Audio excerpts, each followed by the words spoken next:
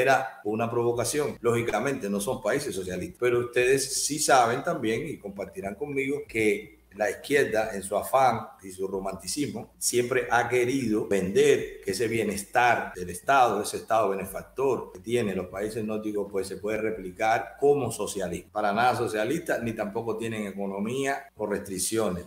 Primero, una libertad empresarial total y absoluta. Cuando la gente habla del cargo público que tiene, porque tiene educación gratis, por ejemplo, de 6 a 16 años, tienes educación gratis para todos los niños, desde primaria hasta secundaria. Es gratis y obligatoria, pero también tiene lo que nosotros decimos preuniversitario, que sería el bachiller. Son 3 años después, pero ese es opcional. Si tú quieres lo tomas, si quieres no lo tomas. Resulta que todo eso es gratis, ¿ok? Pero sin embargo, el kindergarten, que es antes, lo que nosotros le decíamos en Cuba, el preescolar, pues ese sí se paga, porque es una opción tuya, si lo puedes hacer o no. Después que se acaba la licencia de los padres, pues tú tendrías que pagar y lo puedes llevar el tiempo que tú quieras. Y la universidad también, hay pública y hay privada, tú pagas la privada y la pública, bueno, hay un sistema de bonos y tal. También hay una seguridad social buenísima que cubre a todo el que no tiene, hay ayudas para los que tienen ingresos mínimos, no solo en la educación, sino también la salud, aunque la salud sea gratis, tiene copago. Pagamos aquí adicional cuando tú tienes una póliza, pues tiene copagos también. Educación, salud gratis,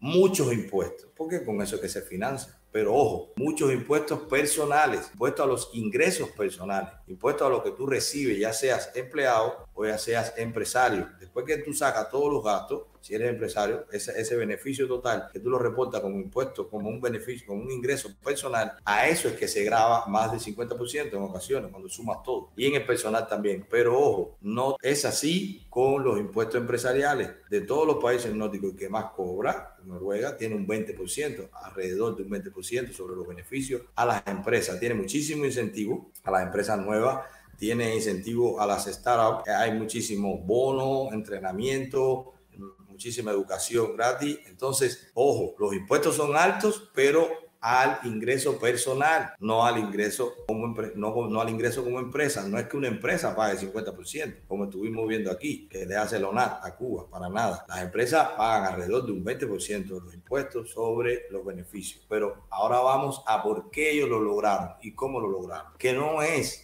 que sea próspero porque es una socialdemocracia, no. Yo pienso que es próspero a pesar de... Y les explico por qué. Porque antes, en los años 60, 50, 60, por ejemplo, en Noruega, siguiendo hablando de Noruega, había hambre, había una economía totalmente devastada. Los noruegos tenían que irse para el resto de Europa porque no tenían prácticamente ingresos. Había hambre. ¿Qué tuvieron que hacer? Precisamente liberar la economía, estimular el emprendimiento, la pequeña, la mediana empresa. Y así es que se comenzó a ver la prosperidad. Otra cosa también, Noruega tiene petróleo. La compañía petrolera es del Estado. Otro elemento también, en Noruega es de los países que menos índice de corrupción hay del mundo. Entonces, gobernantes que no son corruptos, personas altamente educadas, funcionarios altamente efectivos, no hay infladera de plantilla, no hay 500 gente haciendo lo mismo. Entonces, el gasto de administración en sí no es alto. El gasto público es alto por todos los subsidios que hay, pero no es en la gestión del gobierno, es en el beneficio de que no tiene. Por ahí, ¿verdad? Es la prosperidad de la libre empresa la que permite que eso pase. No es el control del gobierno, es todo lo contrario. El gobierno tuvo que descentralizar. Un gobierno altamente efectivo que incluso tiene un fondo de inversiones. Seguimos hablando de Noruega. Noruega tiene un fondo de inversiones que es uno de los más grandes del mundo, que tiene inversiones en Apple, en Google. O sea, tú eres noruego y ya tú eres accionista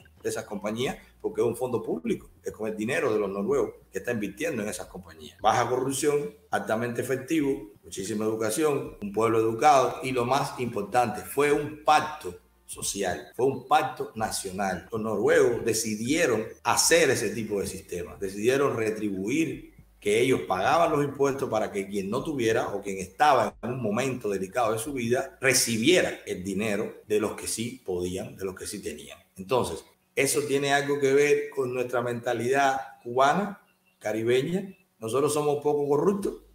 No lo sé. Y no estoy hablando de comunismo, estoy hablando antes del comunismo. La república tampoco era que éramos paladín de que éramos pulcros y que los políticos no eran corruptos, para nada. Yo pienso que hasta en nuestra idiosincrasia somos un poquito débiles con la corrupción. Por favor, a eso que vi una cita, Esteban Lazo diciendo, si el capitalismo que nosotros nos va a llegar a Cuba, es el capitalismo de los países nórdicos, pues bienvenido sea. Para nada. Ese no es el capitalismo que va a llegar a Cuba, porque Cuba no es Noruega y los cubanos no somos los noruegos. Y no hemos alcanzado esa madurez ciudadana como para saber que yo doy la mitad de mis ingresos para que el que no tiene lo reciba. Entonces, ¿qué va a pasar? El Estado es el que va a tener que cobrar esos impuestos coactivamente, a la fuerza. Tampoco hemos visto hasta ahora la madurez en los políticos como para que los políticos manejen un Estado tan grande, con tanto poder y no sean corruptos. Después viene lo otro, hablar del sueño de imponer algo así, un modelo así en Cuba, aun cuando la dictadura caiga.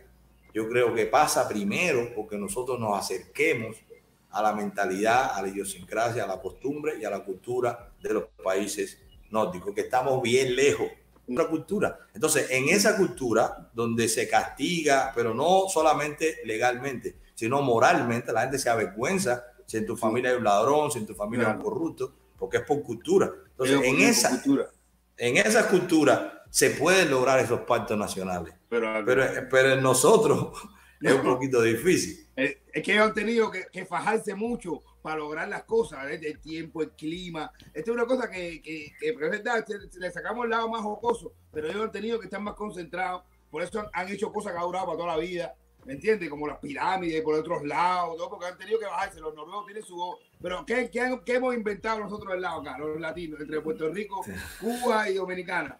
La maca. Bueno, la maca. Bueno, como decía la charanga, el chisme y la sabrosura.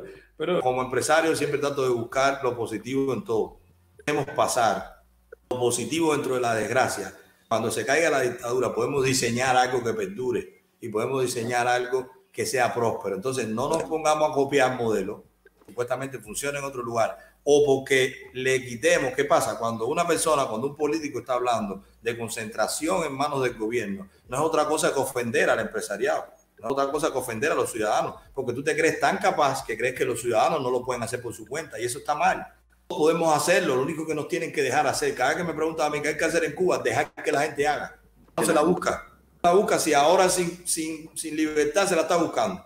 Y yo me sorprendo cada vez que oigo negocios que a mí me escriben, yo tengo tal cosa. ¿Cómo? Sí. Yo tengo tal cosa y me funciona y gano. Restricciones y la mitad legal sin suministro. Entonces, imagínate cuando se pueda dejar que la gente haga sus cosas. Por supuesto, habrá que en un inicio hacer todos los incentivos, darle acceso al dinero, quitar todas esas regulaciones. Eso es lo que tiene que hacer el Estado. Darle libertad a la gente a que se busque lo suyo. Darle esa carga que tienen, que aunque no dicen que es impuesto, pero si tu salario $1 al mes, te están cobrando impuestos, es que no te están pagando nada. Peor. Con lo que ha luchado el cubano de a pie, Laza se ha perdido los mejores inventores. Hermano, es verdad que en Cuba el cubano siempre hay un invento para todo. El cubano tiene un invento. En primer lugar, a vos citarlo. Y es un lujo, es un lujo. Pero también tenía un negocio en Europa cuando no existía el euro. Y si Cuba llega a ser como vamos, es un sueño de todo cubano ser así, hermano, de verdad. Tenemos que nosotros los cubanos imitar a los noruegos para que se parezca a Noruega. O sea, los cubanos tenemos... pero yo trabajé, yo tengo noruegos, tienen 14 años, 15 años, están leyendo un libro y el padre al lado está leyendo un libro en la piscina tranquilo. ¿Qué te quiere decir eso? Que la cultura que necesita el cubano para vivir como Noruega es inmensa, pero no es nada. El sueño, todo es posible, ¿no? Lo que tú decías, ¿no? Y que imitar a mejor. Y eso viene a colación muy mal, porque mucha gente en el mundo, quien hemos estado en los 3 continentes, quien hemos caminado en este mundo, óyeme, pero aquí no queremos edificios altos como Miami, como en Brick. No, espérate un momento.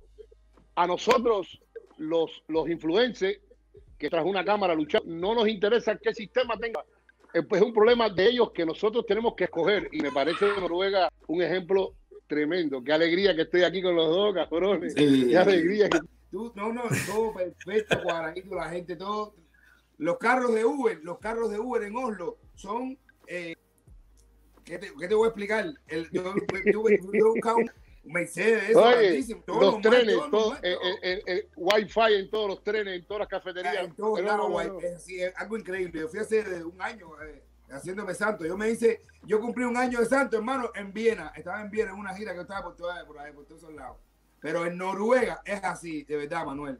En Noruega es así, completamente. Sí, bueno, Ahmed, tú sabes que contigo lo que debemos hacer es una directa completa. Tú eres de los fundadores de esta lucha en las redes, y sabemos que has sufrido muchísimo de bloqueo, de cosas, te tienen bloqueado por todos lados. Te están aplicando la 370 por todos lados, por Cuba, por aquí, por todos lados. Entonces yo pienso que sí, tenemos que planificar para una directa.